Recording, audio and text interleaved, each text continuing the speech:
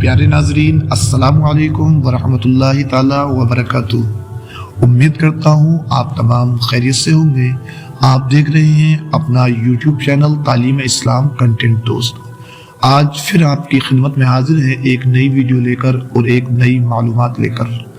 آئیے آج ہم آپ کو بتائیں گے کہ سب سے پہلے دنیا کے اندر روزہ کس نے رکھا اور روزے کب فرض ہوئے اور پہلے کے لوگ کس طرح سے روزہ رکھا کرتے تھے۔ یہ سب باتیں آج انشاءاللہ اس ویڈیو میں آپ لوگ جانیں گے۔ بنے رہیں ہمارے ساتھ آخر تک ویڈیو میں، اور اگر بات اچھی لگے تو آپ سے مؤدبانہ گزارش ہے کہ ہمارے یوٹیوب چینل تعلیم اسلام کنٹینٹ کو زیادہ سے زیادہ سبسکرائب کریں اور آگے اپنے دوستوں میں شیئر بھی کریں، لائک کریں، کمنٹ کریں۔ تو عزیزان محترم، آئیے بات کرتے ہیں کہ سب سے پہلے روزہ اس روئے زمین پر کس نے رکھا۔ پیارے ناظرین، حضرت آدم علیہ نبینا و علیہ الصلوۃ والسلام جب اپنی خطۂ اجتہادی کی بنا پر زمین پر تشریف لے آئے، یعنی اللہ تبارک و تعالیٰ نے آپ کو جب سزا کے طور پر اس زمین پر بھیجا تو آپ بہت زیادہ گریہ وزاری کیا کرتے تھے، آپ روتے رہتے تھے۔ بتاتے ہیں، بیان کرتے ہیں کہ روئے زمین پر اگر کوئی سب سے زیادہ رویا ہے تو وہ حضرت آدم علیہ نبینا و علیہ الصلوۃ والسلام روئے ہیں۔ اور پیارے مومنین، پیارے ناظرین، ایک بات یاد رکھیں، حضرت پیارے مصطفیٰ صلی اللہ تعالیٰ علیہ وسلم کی امت سے پہلے کی جتنی امتیں تھیں، ان میں اگر کوئی شخص گناہ کر لیا کرتا تھا تو اس کے جسم پر یا اس کے چہرے پر ایک سیاہ داغ بن جایا کرتا تھا، اور اس سیاہ داغ سے لوگ اس کو پہچان لیا کرتے تھے کہ یہ گناہ گار ہے، اس نے گناہ کیا ہے۔ لیکن ہماری امت پر، یعنی حضرت محمد مصطفیٰ صلی اللہ تعالیٰ علیہ وسلم کی امت پر اللہ تبارک و تعالیٰ کا یہ انعام ہے کہ بندہ اگر گناہ کرتا ہے تو اللہ تبارک و تعالیٰ اس کے گناہوں کو بندوں سے مخفی رکھتا ہے، یعنی چھپا کر رکھتا ہے، پوشیدہ رکھتا ہے، اور اس کے گناہوں کو ظاہر نہیں کرتا ہے۔ عزیزان محترم، بیان فرماتے ہیں حضرت آدم علیہ نبینا و علیہ الصلوۃ والسلام زار و قطار روتے رہتے تھے، گریہ وزاری کرتے رہتے تھے۔ جب آپ روتے رہتے تھے، گریہ وزاری کرتے رہتے تھے، تو آپ کے رونے کی وجہ سے آپ کا جسم سیاہ ہو گیا تھا، آپ کے جسم کالا ہو گیا تھا۔ جب اللہ تبارک و تعالیٰ نے پیارے مصطفیٰ علیہ الصلوۃ والسلام کے صدقے میں آپ کی توبہ کو قبول کر لیا تھا، تب اللہ تبارک و تعالیٰ نے آپ کو حکم دیا کہ آپ 13 تاریخ کا روزہ رکھو۔ حضرت آدم علیہ نبینا علیہ الصلوۃ والسلام نے چاند کے مہینے کی 13 تاریخ کا روزہ رکھا۔ جب حضرت آدم علیہ نبینا علیہ الصلوۃ والسلام نے چاند کی 13 تاریخ کا روزہ رکھا تو آپ کا 1/3 جسم سفید ہو گیا، یعنی کہ صحیح ہو گیا۔ پھر حضرت آدم علیہ نبینا علیہ الصلوۃ والسلام نے 14 تاریخ کا روزہ رکھا تو آپ کا آدھے سے زیادہ جسم جو ہے آپ کا صحیح ہو گیا، سفید ہو گیا۔ پھر حضرت آدم علیہ نبینا علیہ الصلوۃ والسلام نے 15 تاریخ کا روزہ رکھا تو حضرت آدم علیہ نبینا علیہ الصلوۃ والسلام کا پورا جسم جو ہے صحیح اور صاف و شفاف ہو گیا۔ اور الحمدللہ اسی طریقے کو اپناتے ہوئے اللہ رب العزت نے آپ کی قوم پر، آپ کی امت پر ہر مہینے کے 3 روزوں کو فرض کر دیا، یعنی حضرت آدم علیہ نبینا علیہ الصلوۃ والسلام کی امت ہر مہینے 13، 14، 15 تاریخ کا روزہ رکھا کرتی تھی، اور یہ ترتیب حضرت نوح علیہ السلام تک چلتی رہی۔ اسی طرح جتنی قوم آئی حضرت نوح علیہ السلام تک، ان سب پر ہر مہینے کی 13، 14 اور 15 تاریخ کا روزہ فرض تھا۔ تو سب سے پہلے جو روزہ رکھا دنیا میں وہ حضرت آدم علیہ نبینا علیہ الصلوۃ والسلام نے رکھا۔ اور بعض بیان کرتے ہیں کہ عاشورہ کا روزہ سب سے پہلے حضرت نوح علیہ السلام نے رکھا تھا۔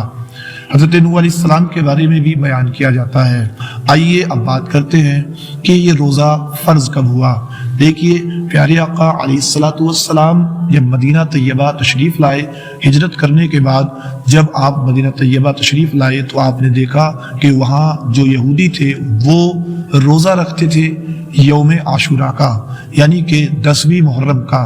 تو پیارے مصطفیٰ علیہ الصلوۃ والسلام نے ان یہودیوں سے پوچھا جو کہ اس وقت مسلمان ہو چکے تھے، ایمان لا چکے تھے،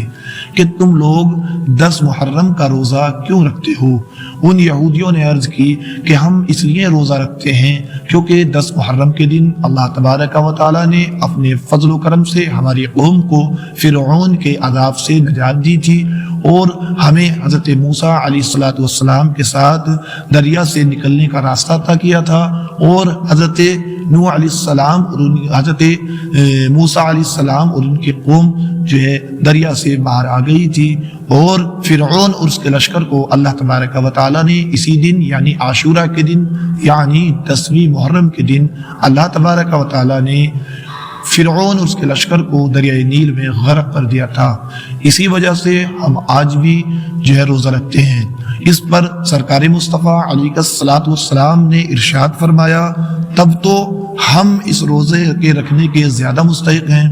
پیارے مصطفیٰ علیہ الصلوۃ والسلام نے 10 محرم کا روزہ رکھنا شروع کیا، مگر چونکہ 10 محرم کا یہود رکھتے تھے، آپ نے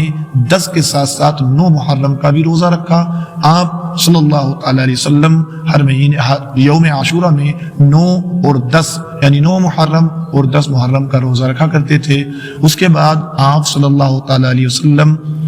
ہر مہینے کی 13، 14 اور 15 تاریخ کا بھی روزہ رکھا کرتے تھے۔ پھر دھیرے دھیرے جب آپ صلی اللہ تعالی علیہ وسلم ہجرت کر کے مدینہ طیبہ تشریف لے آئے تھے، اور مدینہ طیبہ تشریف لائے ہوئے آپ کو 2 سال گزر چکے تھے، یعنی سن 2 ہجری میں اللہ تبارک و تعالیٰ کی جانب سے قرآن مقدس کے اندر ارشاد ہوا، اللہ تبارک و تعالیٰ نے فرمایا، اے ایمان والو، تم پر روزے فرض کیے گئے جیسا کہ تم سے پہلے والی قوموں پر روزے فرض کیے گئے تھے، تاکہ تم پرہیزگاری اختیار کرو، تاکہ تم تقوی اختیار کرو۔ تو عزیزان محترم، پتہ چلا کہ یہ روزے 10 شعبان المعظم 2 ہجری کو فرض ہوئے، اور عزیزان محترم اسی آیت سے یہ بھی صراحت مل جاتی ہے کہ پہلے کی امتوں پر بھی روزے فرض تھے، جیسا کہ آپ حضرات نے ابھی سماعت کیا کہ حضرت آدم علیہ نبینا علیہ الصلوۃ والسلام ہر مہینے کی 13، 14 اور 15 تاریخ کو روزہ رکھتے تھے۔ حضرت نوح علیہ السلام بھی اسی طرح روزہ رکھتے تھے، اور حضرت ابراہیم علیہ السلام بھی اسی طرح روزہ رکھتے تھے، اور حضرت داؤد علیہ السلام کے بارے میں آتا ہے کہ ان کے روزوں کا کچھ طریقہ مختلف تھا کہ وہ ایک دن روزہ رکھتے تھے اور ایک دن افطار کیا کرتے تھے۔ حضرت موسیٰ علیہ نبی گنا و علیہ الصلوۃ والسلام کے روزے رکھنے کا بھی کچھ طریقہ الگ تھا۔ آپ نے 30 دن مسلسل روزے رکھے۔ جب آپ کوہ طور پر اپنی اللہ رب العزت کی جانب سے جو کتاب لینے کے لیے گئے تھے، تو توریت لینے کے لیے جو گئے تھے، تو اس وقت آپ نے 30 دن روزے رکھے، پھر ان 30 دن کے ساتھ 10 دن اور ملا لیے، پھر آپ نے مسلسل 40 روزے رکھے۔ اور حاصل یہ کہ پہلے کی امت کے لوگوں پر بھی روزے فرض تھے، اور اس دور میں بھی بہت ساری قومیں ہیں، یہود ہیں، نصارہ ہیں، ہنود ہیں، یہ سب روزے رکھتے ہیں، لیکن ان کی صورتیں مختلف ہوتی ہیں، اور مسلمان جو روزہ رکھتے ہیں ان کی صورت مختلف ہوتی ہے۔ اور مسلمانوں پر صرف رمضان المبارک کے 30 روزے فرض ہیں، یعنی رمضان کے مہینے کے روزے فرض ہیں۔ اس کے علاوہ جو مسلمان جیسا کہ ہر مہینے کی 13، 14 اور 15 تاریخ کو روزہ رکھتے ہیں، یا شعبان المعظم میں روزہ رکھتے ہیں، یا محرم الحرام میں روزہ رکھتے ہیں، تو وہ تمام کے تمام روزے نفل ہیں، اور وہ فرض نہیں ہیں۔ تو عزیزان محترم، یہ بات آج کی ہم نے آپ کی بارگاہ میں پیش کی۔ اگر بات اچھی لگی ہو تو آگے کمنٹ کریں، آگے شیئر کریں، لائک کریں۔ پتہ نہیں آپ کی وجہ سے اگر یہ معلومات کسی شخص کو ہو جائے تو آپ جانتے ہیں